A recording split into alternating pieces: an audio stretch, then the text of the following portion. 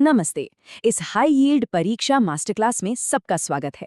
आज के इस एक्सप्लेनर में रासायनिक अभिक्रियाओं और समीकरणों को पूरी तरह से डिकोड किया जाएगा। विज्ञान के इस सबसे क्रूशियल चैप्टर की नींव को एकदम पक्का करने के लिए स्क्रीन पर मौजूद ये बड़े और स्पष्ट फॉन्ट वाले नोट्स एग्जाम्स में एक शानदार शुरुआत की गारंटी हैं। तो चलिए बिना किसी देरी के सीधे टॉपिक पर आते हैं। आज का एजेंडा बहुत ही क्लियर है।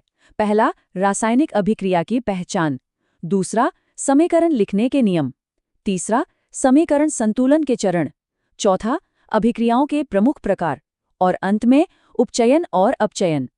भाग 1, रासायनिक अभिक्रिया की पहचान। ये 4 रैपिड फायर इंडिकेटर्स तो बिल्कुल फिंगरटिप्स पर होने चाहिए। अवस्था में बदलाव, रंग में परिवर्तन, गैस का निकास या तापमान में परिवर्तन। जब भी कोई रासायनिक बदलाव होता है, चाहे वो दूध का खट्टा होना हो या लोहे पर जंग लगना, इनमें से कोई ना कोई प्रमाण जरूर मिलता है। ये बेसिक प्रूफ हैं। अब इस बड़े और बोल्ड फॉर्मूले को दिमाग में एकदम छाप लेना है। Mg+O2 देता है MgO।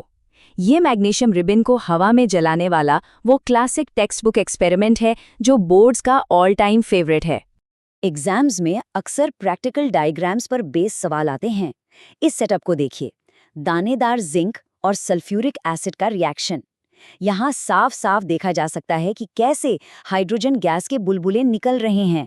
ये सीधे तौर पर गैस के उत्सर्जन वाले पॉइंट को साबित करता है। भाग 2, समीकरण लिखने के नियम। इक्वेशंस को मास्टर करने का सीक्रेट इन बड़े फॉन्ट वाली स्पष्ट परिभाषाओं में है। सिंपल सी बात है, जो पदार्थ रिएक्शन में हिस्सा लेते हैं वो अभिकारक या रिएक्टेंट्स है। इन्हें हमेशा बाईं ओर यानी LHS पर प्लस साइन के साथ लिखा जाता है। और जो नए पदार्थ बनते हैं वो उत्पाद या प्रोडक्ट्स है, जिन्हें दाईं ओर यानी RHS पर रखा जाता है। बीच का तीर रिएक्शन की दिशा बताता है। एक बहुत ही कॉमन मिस्टेक जहां अक्सर मार्क्स कट जाते हैं वो है भौतिक अवस्थाओं या फिजिकल स्टेट्स को लिखना भूल जाना। सॉलिड के लिए S, लिक्विड के लिए L, गैस के लिए G और एक्वस यानी जलीय घोल के लिए AQ। ये छोटे छोटे सिंबल्स एक केमिकल इक्वेशन को कहीं ज्यादा इन्फॉर्मेटिव बना देते हैं। स्क्रीन पर लिखे इस बड़े टेक्स्ट पर गौर करें। ये एक परफेक्टली बैलेंस्ड इक्वेशन है जहां फिजिकल स्टेट्स को बहुत अच्छे से जोड़ा गया है। लोहे यानी Fe के साथ S और पानी यानी H2O के साथ G लिखा है। ये G एकदम क्लैरिफाई कर देता है कि यहाँ पानी भाप के रूप में इस्तेमाल हुआ है। भाग 3, समीकरण संतुलन के चरण। अब सवाल आता है कि भाई समीकरणों को संतुलित करने की जरूरत ही क्या है?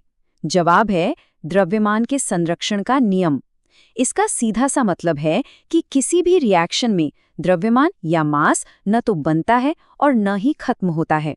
इसलिए रिएक्शन से पहले का टोटल मास रिएक्शन के बाद के टोटल मास के बिल्कुल बराबर होना ही चाहिए। तो एक परफेक्ट बैलेंसिंग दिखती कैसी है? इस टेबल को देखते हैं।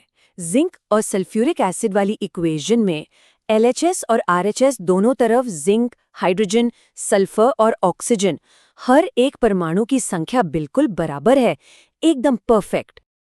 अनबैलेंस्ड या कंकाली समीकरणों को सॉल्व करने के लिए हिट एंड ट्रायल मेथड सबसे बेस्ट है। इसके स्टेप्स एकदम फिक्स हैं। सबसे पहले फॉर्मूलों के चारों तरफ बॉक्स बना लें।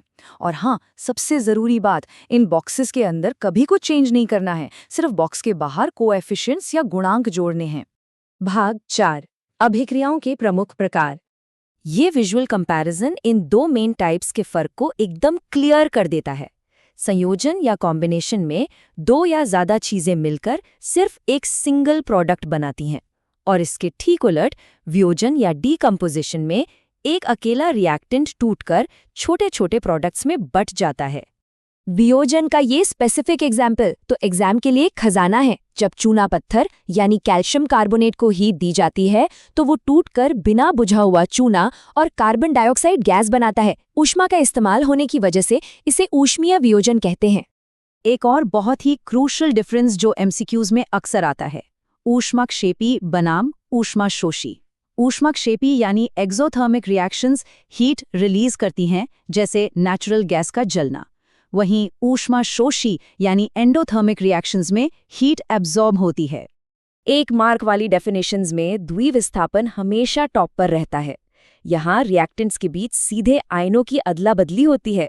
इसका सबसे क्लासिक एग्जाम्पल है सोडियम सल्फेट और बेरियम क्लोराइड का रिएक्शन, जिसमें बेरियम सल्फेट का एक सफेद अवक्षेप या प्रेसिपिटेट बनता है।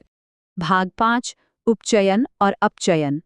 अगर इस सिंपल सी कंपैरिजन ब्लॉक को याद कर लिया तो रेडॉक्स रिएक्शंस वाले सवाल चुटकियों में सॉल्व हो जाएंगे। उपचयन मतलब ऑक्सीजन का बढ़ना या हाइड्रोजन का कम होना, और अपचयन इसका बिल्कुल उल्टा है, ऑक्सीजन का कम होना या हाइड्रोजन का बढ़ना। इस बड़े और बोल्ड समीकरण ZnO+C पर नजर डालते हैं। यहाँ कार्बन को ऑक्सीजन मिल रहा है तो वो उपचयित होकर कार्बन मोनोऑक्साइड बन रहा है, वहीं जिंक ऑक्साइड अपनी ऑक्सीजन खो रहा है और सिर्फ जिंक बच रहा है, यानी उसका अपचयन हो रहा है। बिल्कुल सीधा लॉजिक। इस मास्टर क्लास एक्सप्लेनर को खत्म करते हुए आइए इस रियल वर्ल्ड एप्लीकेशन वाले सवाल पर सोचते हैं जो सीधे टेक्स्ट बुक से है। जब लोहे की कील को कॉपर सल्फेट के घोल में डुबाया जाता है तो रंग क्यों बदल जाता है?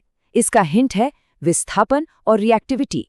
इस सवाल का सही जवाब ये तय करेगा कि कॉन्सेप्ट्स कितने स्ट्रांग हुए हैं।